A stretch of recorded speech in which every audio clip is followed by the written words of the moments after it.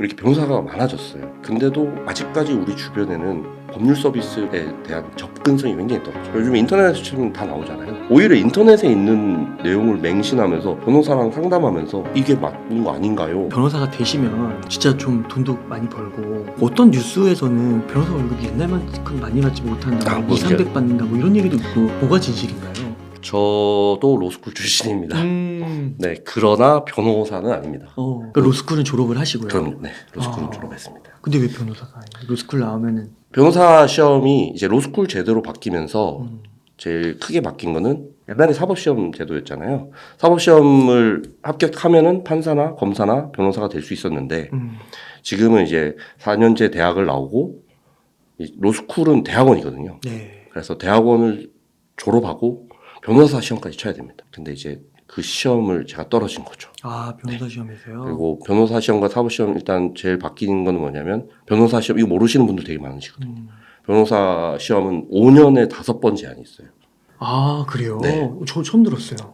그 진짜 모르시는 분들 되게 많아요. 그래서 제가 뭔가 사법시험 옛날에 공부하신 분들은 관둔다는 표현을 많이 하는데 저는 이제 시험 못 치게 된 거죠. 아, 그러면은 5년이 지나도 못 치는 거고. 5년 내에 5번을 쳐야 되니까 5년 연속으로 다 쳐야 됩니다. 아, 그건 무조건이군요. 네, 근데 이제 뭐 지금 법률이 변호사 시험법이 조금 바뀌어서 출산 관련된 거나 뭐 질병 중에 굉장히 뭐 이제 심각한 거는 유예를 해주기도 합니다. 지금. 아, 그런 예외적인 케이스를 제외하면 딱 5년 안에 5번 이게 그냥, 그럼 약간 되게 생각보다 압박감이 좀 있을 것 같은데요. 너무 압박이 심해서 저는 이제 정신과 상담을 받진 않았어요. 근데 우울감이 너무 심하고 특히 강박증이 되게 심해서 원래는 저 이런 것도 삐뚤어져 있는 것도 못 봤었어요. 항상 책상에 이렇게 깨끗하게 해놓고 머리는 제가 한 3년 동안 빡빡머리 밀고 다니고 그리고 되게 이제 그 우울증이 되게 심했는데 알고 있었는데도 정신과에 대한 편견이 저 스스로도 있으니까 약을 받으면은 오히려 제가 약 먹으면 이게 늘어지니까 공부를 그렇죠. 못할 것 같다는 또 그 생각이 드는 거예요. 이도저도 못하네요. 완전 그런 이 딜레마에 빠져가지고 그래서 치료를 안 받는데 이거 보시는 분들은 어떤 수험생 아니시더라도 그런 어떤 우울감이나 뭐 요즘 갱년기 우울증 겪는 분들도 많으시잖아요. 그분들 꼭 정신과 상담 받으셔야 됩니다. 네. 그 정도로 굉장히 이게 저는 어떻게 표현하면 가두리 양식이라고 표현을 하거든요. 5년 동안 딴 거를 할 수가 없어요. 그러니까 왜 5년을 말씀드렸냐면 이제 로스쿨 3년과 플러스 이제 5번 시험이니까 5년에서 8년 동안 저는 이제 이렇게 지냈었습니다. 그러다가 이제 저는 이제 좋게 얘기하면 탈출한 거고 작년에 이제 끝났죠. 그게. 그러니까 그게 오히려 한 번, 두 번, 세 번 네. 이렇게 만약에 떨어진다고 하면 네. 네 번째, 다섯 번째 진짜 불안할 것 같은데요. 저 마지막 시험 칠 때는 제가 지금 목 디스크도 지금도 심하거든요. 그때 이제 목 디스크가 생겨가지고 근데도 이렇게 목 보호대 쓰고 공부하고 시험 치고 그렇게 했었어요. 그리고 이거 모르시는 분들 많다. 그 변호사 시험 일정이 사법 시험도 그랬었는데 5일 동안 시험을 쳐요. 5일 동안 아침부터 저녁까지 시험 쳐요. 중간에 하루 쉬고. 4일이죠.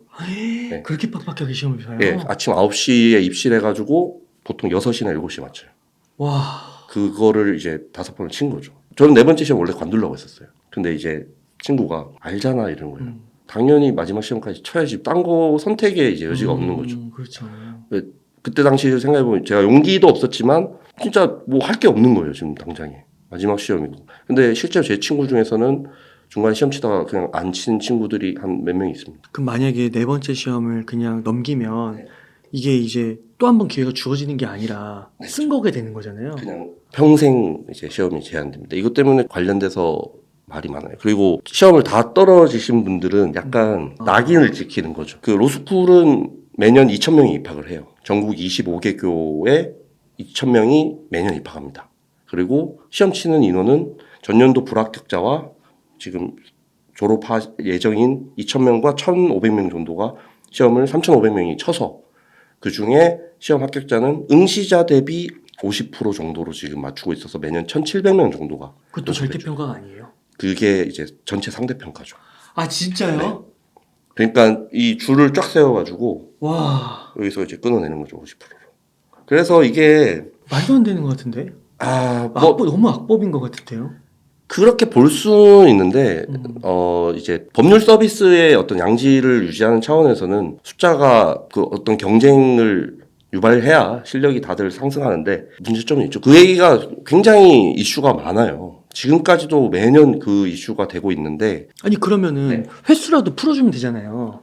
그러면 사법시험과 달라질 게 없다 이런 얘기가 또 나온 거죠. 그러니까 이 논쟁이 엄청나게 격렬해요. 그러니까 뭐 변호사가 된 사람 실제 사례를 말씀드리면 수험 기간에는 변호사 시험 많이 뽑아야 돼.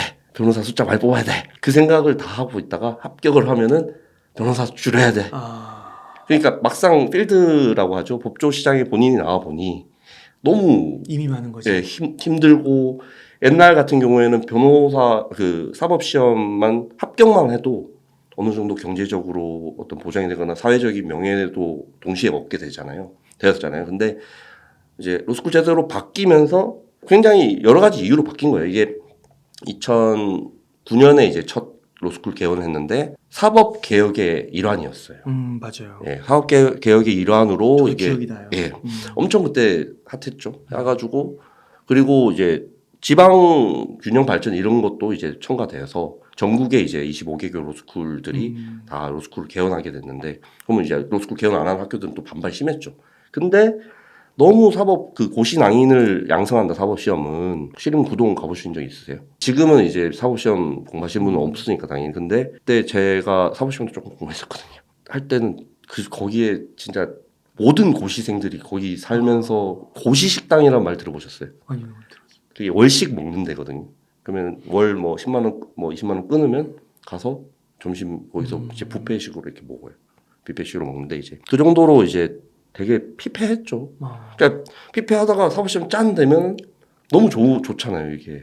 근데 그런 거를 이제 바꿔보자는 취지였죠. 좀 교육 시스템도 체계적으로 하고 그리고 지역 발전도 조금 하고. 그래서 실제로는 지금 지역에 이제 로스쿨이 생기면서 그 근방에 로스쿨 근방의 상권은 조금 활성화되고. 아 그거 갖고 뭐 그래도. 아니, 근데 확실히 달라지고 아, 그래요? 24시 거기에 이제 공부를 이제 기숙사에 사는 사람들도 많거든요. 그리고 열람실에서 하루 종일 공부하니까 밥도 이제 다 거기서 해결해야 되고 밥 먹고 들어오고 커피 마시고 다 생활하게 되니까 그쪽 상권이 진짜 이상하게 살아나요.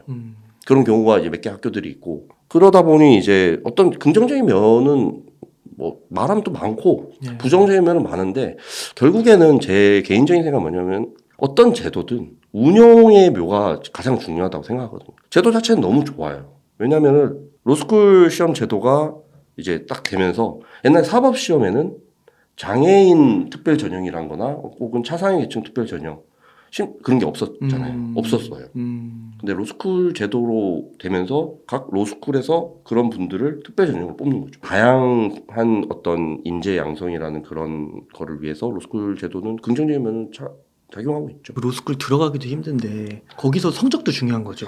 1, 2, 3년 동안 공부할 때. 크게 이제 5가지를 보는데요. 이제 학점, 법학 적성 시험이라는 리트 시험 1년에 한 번씩 보는 게 있거든요. 그 점수, 그다음에 논술. 논술은 이제 리트 치면서 논술을 같이 쳐요. 그리고 자기소개서, 그리고 면접 이렇게 하는 거죠. 그래서 들어가는 거죠. 그것도 힘들잖아요. 그것도 엄청나게 힘들죠. 그러면 들어간 다음에 네. 로스쿨 1년에 한 번 시험 친다고 했잖아요. 네. 그 시험 칠 때 혹시 예를 들면 고등학교 내신처럼 로스쿨 3년에서 했던 뭐 시험 같은 게 있을 거 아니에요. 학교에서. 로스쿨 3년 말씀하시는 거죠? 그때 없나요? 그건 따로? 로스쿨 3년은 매번 중간고사, 기말고사 시험 있고 그다음에 방학 때 실무 수습 가야 되고 그러니까. 지금 이게 조금 또 숨이 턱턱 막히네.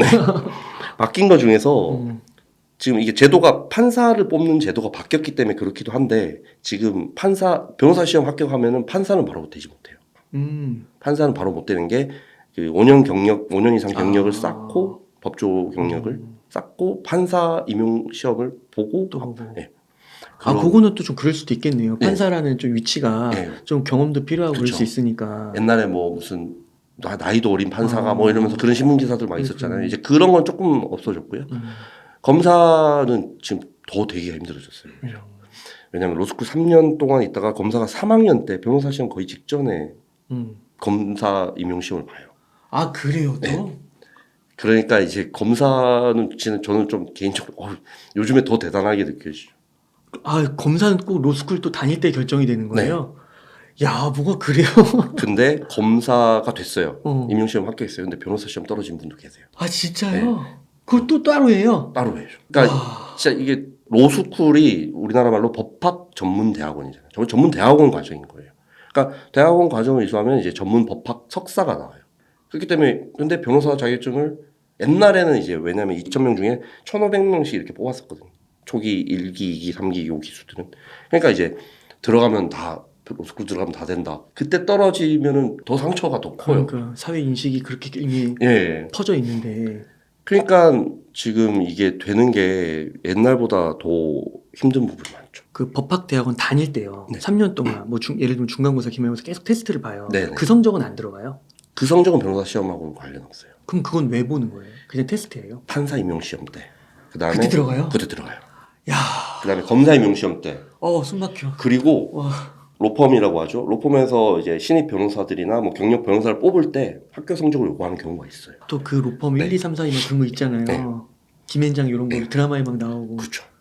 그런 걸 때 다 본다는 거잖아요. 다 보는 거죠. 그러면 진짜 아까 막 목 디스크까지도 막 관리도 하시면서 시험도 치셨다고 했잖아요. 네. 근데 만약 그렇게 해서 50까지 한 다음에 떨어진 거예요. 그럼 그 다음에 어떻게 돼요? 저는 아무것도 못했어요. 아, 저는 아무것도 못하고 그때 이제 되게 뭔가 우울했죠. 되게 우울했는데 이거를 제가 말씀을 드리고 싶은 게 이제 제가 세 번째 시험을 볼 때였어요. 그때 신림동에서 공부하고 있었는데 뭐 다른 사촌 형한테 전화 와서 야 시험 그거 뭐 별거냐 그냥 하고 싶은 거 하고 살아. 그래서 끊었어요. 끊고 이제 그 해 시험을 치고 그 다음에 이제 설날 때 이제 제가 본가에 내려가서 식사를 하는데 그때 제가 사촌 형이 죽었다는 얘기를 처음 들은 거예요. 근데 아까 말씀드린 다른 사촌 형, 그 사촌 형이 아니고 그건 아니고. 그 형이 전화한 날이 음, 저희 외사촌 형이 이제 자살했어요. 네. 그래서 그거를 저 이제 시험 공부하는데 방해된다고 장례식장도 안 부른 거예요. 네. 근데 이게 제가 왜 지금 요 말씀드리냐면 저희 사촌 형도 그 공무원 시험 공부하고 있었거든요. 그래서 밖에 이제 그 얘기를 듣고 나가서 이렇게 담배를 딱 피면서 눈물을 흘렸죠. 그때 근데 오히려 그때 저는 이 약간 생각이 되게 많이 바뀌었었어요. 그래서 조금 나아졌다고 생각을 했는데 또 그 시험 떨어지고 네 번째, 다섯 번째 시험에는 또 다른 이 그 공포감이나 불안감이 엄습을 했었죠. 그래서 20기간 동안 그 내내 이제 그걸 이제 극복하려고 노력을 되게 많이 했었어요. 지금은 뭐 이제 시험 끝나고 오히려 뭐 이것저것 해보다가 엔터테인먼트 회사 또 차렸고 또 하고 싶은 거를 계속 찾아 나가고 뭐 골프 되게 좋아하거든요. 골프 지금 친지 이제 제대로 친지 1년 됐는데 뭐 스크린 골프만 쳐도 너무 즐겁고 네. 그런 걸 하니까 그 생각이 들어요. 차라리 조금 골프 같은 어떤 건전한 취미를 로스쿨 다니면서 조금 하면서 스트레스 해소도 잘 하고 그렇게 수험 생활을 좀 즐기면서 했었으면은 조금 더 낫지 않았을까. 근데 제가 나이가 좀 있다 보니 마음도 급해지고 그때 이제 여러 가지 상황들이 조금 안 좋았죠. 근데 저는 진짜 그게 그러니까 그분들도 다 아는 거죠. 그 연락을 드리는 순간 그쵸. 거기에 아무리 못해도 조금이라도 신경을 쓰잖아요. 네. 물론 진짜 뭐 도 이상 신경을 써야 되는 일이라고 할 수도 있겠지만 네. 그 현실에 맞닥뜨린 그 고시를 앞둔 시험을 쳐야 되는 그게 얼마나 무겁다는 거를 그러니까 못하는 거잖아요. 좀 삶과 죽음에 대해서 이제 생각을 하다가 그때 네 번째 시험 칠 때 코로나 터졌거든요. 그랬어요. 그러니까 이제 더 막 미치겠는 거죠. 그러한 유사한 상황에 딱 똑같이 되면 저 되게 또 안 좋긴 한데 오히려 이제는 조금 더 그런 거를 해소하고 뭐 저랑 비슷한 경험을 하고 있는 분들을 되게 도와드리고 싶어요. 그 대표님께서 네. 오히려 이게 리걸 테인먼트라는 용어도 만드시면서 이런 활동을 하시는데 네. 굉장히 역설적이네요. 왜냐면은 그렇죠. 뭐 그렇지만 어떻게 보면은 그 가수 김원준의 쇼라는 노래 아세요? 그 노래 작사 작곡 누군지 아세요? 김동률이. 제가 딴 데서 들은 건데 그 노래 영감을 받은 게 저는 대학 다닐 때 들어보지 않았는데 대학 영어 수업이 대학생 때 1학년 때 다 있었다고 하더라고요. 그 챕터 1이 더 쇼 머스트 고 맞아요. 그 내용이 뭐 어떤 메이드인데 메이드 아들이 죽었는데도 자기는 일하고 뭐 슬픈 거랑 또 일하는 거랑 또 별개니까 또 쇼 머스트 고온이다 뭐 이런 내용이라고 전 들었거든요. 그래서 그거 얘기 듣고 다시 그 노래 들으니까 되게 좀 뭔가 좀 이상한 거예요. 삶이 늘 진짜 쇼 같은 거죠. 그래서 오히려 이렇게 어려움을 겪어서 변호사 시험에 합격하신 분들이잖아요. 그런 어떤 법률 전문가가 어떤 엔터테인먼트적인 요소가 도입이 되면서 사람들에게 즐거움과 어떤 행복감을 드릴 수 있는 어떤 신뢰가 이미 우리나라에 조성돼 있다고 저는 봐요. 그렇기 때문에 저는 좀 확신을 했었고요. 이 말 제가 만든 건데 이거 상표로 어떻게 할 수 있을까요? 리걸테인먼트? 네, 리걸테이너 뭐 이런 말 뭐 쓰셔도 됩니다. 이 영상을 올려가지고 네. 길이길이 담는 그렇죠. 여기 근데 제가 오히려 여기 작은 기여를 할 수 있어요. 족보가 아니고 뭐죠? 보물이죠. 저희 가문에 지금 저도 여기 출연할 수 있는 게 너무 영광입니다. 그렇죠. 그래서 제가 개인적으로 말씀을 드리고 싶은 게 하나 있는 게 이렇게 변호사가 많아졌어요. 근데도 아직까지 우리 주변에는 이 법률 서비스에 대한 접근성이 굉장히 떨어져요. 요즘 인터넷에 치면 다 나오잖아요. 인터넷 쳐도 나오는데 오히려 인터넷에 있는 내용을 맹신하면서 변호사랑 상담하면서 인터넷에서 자기가 봤는데 이게 맞는 거 아닌가요? 그리고 의사 같은 경우도 맞아요. 뭐 자기가 알고 맞아요. 그런 경우가 지금 너무 많아져가지고 법률 서비스 접근성 자체를 지금 변호사 숫자가 증가됐다고 해결되는 거 아니구나. 그래서 제가 리걸테이너라는 어떤 측면도 좀 결합시키고 좀 그리고 저는 이제 개인적으로 제가 조금 그래도 공부를 많이 했으니까 그 일반적이신 분들보다는 아는 편이잖아요. 그래서 상담을 이렇게 해드려요. 돈 받으면 변호사법 위반인데 돈을 안 받기 때문에 위반 아닙니다. 그래서 이거는 한번 해서 변호사들이 이렇게 변호사들한테도 물어보기도 하고 제가 모르는 내용. 그래서 어떤 일종의 솔루션을 조금 제공을 해드리려고 하죠. 지금도 잘하고 계시지만 앞으로 진짜 잘 되셔가지고 모범을 이렇게 하나의 표대가 되어주시면 너무 좋을 것 같아요. 감사합니다. 그렇구나. 그러면 네. 변호사가 되신 분들도 한번 여쭤볼게요. 네네. 그럼 이분들은 변호사가 되시면 네. 진짜 좀 돈도 많이 벌고 그 어떤 뉴스에서는 또 막 변호사 월급이 옛날만큼 많이 받지 못한다, 뭐 200, 300 받는다, 뭐 이런 얘기도 있고 뭐가 진실인가요? 제가 변호사가 되지 못해서 정확한 어떤 통계 자료나 그걸 본 적은 없어요. 근데 저도 이제 건너 듣죠. 아니면은 변호사 초임 받으신 거 보면 뭐 yes or no로 대답할 수는 없는 게 이제 변호사가 되고 이제 진로가 아까처럼 다양하다고 했잖아요. 송무하는 이제 로펌 같은 경우에 이제 거기에 가면 월급이 얼마다 뭐 이런 경우도 있고. 근데 저희가 변호사 시험 합격하면 6개월 실무 수습이라는 게 있어요. 그걸 무조건 받아야 돼요. 받고 이제 변호사를 개업을 할 수가 있어요. 약간 인턴 같은 건가요? 인턴 같은 거죠. 그래서 그 6개월 기간 동안 이제 어디 로펌을 가거나 할 때 지원하면은 인턴 수습이니까 월급 다 못 준다. 변호사 자격증 있는데도. 그런 게 있죠. 거기에 대해서 이제 반발하는 사람들은 아니 변호사 우리는 로스쿨 제도는 실무까지 교육을 하는 데인데 또 해야 돼. 또 왜 우리 인턴 취급하냐? 6개월 또 그렇게 보내네. 또 그렇게 보내기도 하고 뭐 근데 안 그러는 데도 많고요. 제가 또 뭐 알아본 바로는 서울을 기준으로 해서는 평균 그 월급이 500만 원 이상 정도가 돼 있고 뭐 지방 같은 경우에나 어디 조금 작은 펌 같은 경우에는 뭐 300 얼마 정도 요 정도는 있다고 저는 들었었어요. 그 정도는 있다고 들었고 근데 여전히 이제 뭐 대형 로펌 가면 억대 연봉 받고 사내 변호사로 가면 연봉도 높고 근데 이제 공직으로 나가시는 분들은 조금 이게 조금 다르죠. 이제 이제 규정이 각각의 규정이 있어가지고 받는 규정이 조금씩 다를 수 있어요. 근데 아까 로스쿨 또 학비 얘기하시면서 네. 또 학비가 만만치 않을 거 아니에요. 네. 그러면 또 진짜 어느 정도는 해줘야지 사회에서도 또 너무 낮게 책정해버리면 그 학자금 대출 또 갚으면 또 그게 또 기간이 엄청 길잖아요. 그렇죠. 그것도 참 악순환의 연속이고 아까 그 말씀드리려고 했던 것 중에 하나가 뭐냐면 이제 기득권 변호사들이나 혹은 그런 뭐 정관분들 그분들을 제가 욕하는 건 아니고 그분들이 이러다 보니 이제 청년 변호사나 이제 변호사가 된 분들이 굉장히 위축이 돼 있는 거죠. 그러다 보니 이제 실제로 2, 300 받는 뭐 그런 게 또 어떤 케이스가 있을 수 있냐면 그런 거죠. 자기 개인 사업자예요. 근데 비용을 너무 많이 썼어요.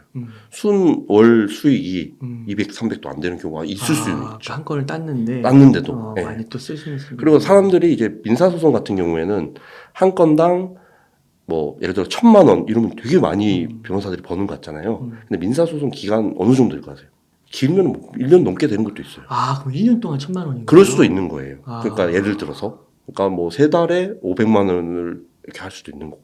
그렇구나. 그러니까 단순히 어떤 돈 수치로만 하는 게 아니고 이제 그 기간과 어떤 대비해서 이런 걸 봐야 되는 거죠. 모르겠습니다. 저는 갑자기 이게 법이니까 네. 뭔가 정의로워야 될 것 같고 더 네네. 공평해야 될 거 뭔가 그런데 너무 빡세게 제도를 만들어 놓고 현실을 만들어 놓은 게 아닌가라는 좀 그런 생각도 솔직히 들고. 뭐 뭔가 제가 멋있는 어떤 법 격언 이런 걸 하고 싶지만 그런 것보다는 제가 경험을 해봤잖아요. 뭐 변호사는 아니기 때문에 지금 어떤 변호사들의 어떤 그런 거는 제가 말씀을 드릴 수는 없겠지만 그만큼 내가 어려운 걸 해가지고 좀 더 많이 가져가야 되는 거는 맞긴 하지만 또 어떻게 보면 사회가 이런 분들한테는 또 명예를 또 부여해주지 않습니까? 기회비용이나 여러 가지 측면에서는. 그러면 그 얘기도 한번 해주시면 좋을 것 같아요. 네. 저는 이게 들으면서 이거 웬만한 의지가 강한 사람이 아니라면 쉽게 하지 말아야겠다 라는 생각이 솔직히 들거든요.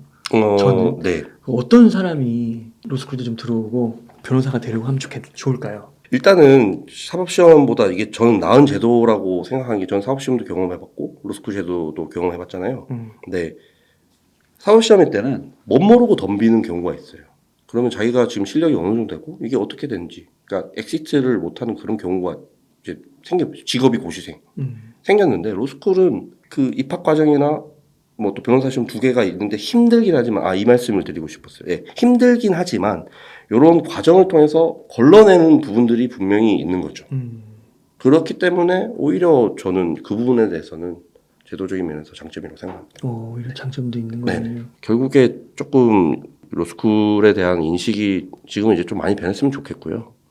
그리고 로스쿨 출신 변호사가 아니라 그냥 이제 변호사입니다.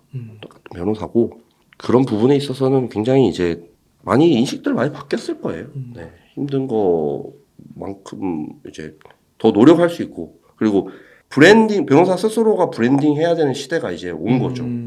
그러니까 이게 우선 수가 많아지니까 네. 다 뭐 이렇게 기업에 들어가거나 네. 뭐 로펌에 들어가거나 그럴 수가 없는 거니까 그쵸.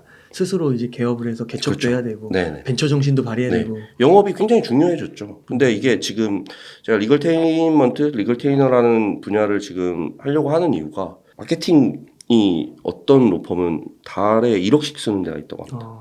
그럼 그거 없는 분들은 못하죠.